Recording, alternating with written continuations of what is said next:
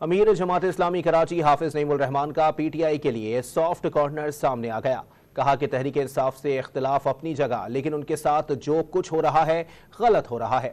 Dawn news special میں گفتگو کرتے ہوئے واضح کیا کہ کسی بھی سیاسی جماعت کو پسند ناپسند کی بنیاد پر دیوار سے ہرگز لگانا نہیں چاہیے۔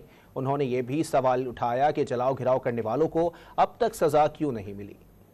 ابھی ماحول بننے جا رہا ہے انتخابات کا، کیا تیاری ہے اس میں، اور خاص طور پر ایسے میں جب کہ ایک بڑی سیاسی جماعت کے سربراہ جیل میں ہیں اور ان کے رہنما تتر بتر ہوئے ہیں؟ تمام پولیٹیکل پارٹیز کو یکساں مواقع ملنے چاہیے اور سیاسی بنیادوں پر پارٹیوں کو پیچھے نہیں ہٹانا چاہیے۔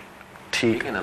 پی ٹی آئی کے کیس میں بھی یہی بات کہوں گا کہ اگر کسی نے کوئی غلطی کی ہے، اگر کوئی لوگ جلاؤ گھیراؤ میں ملوث تھے تو اب تک تو انہیں کیفر کردار تک پہنچا دینا چاہیے۔ ٹھیک ہے نا؟ ہاں، اب تک ٹرائل شروع نہیں ہوا، کام نہیں کیا تو اس کا مطلب یہ کہ بہت واضح طور پر یہ بات نظر آ رہی ہے کہ آپ مارجنلائز کر رہے ہیں۔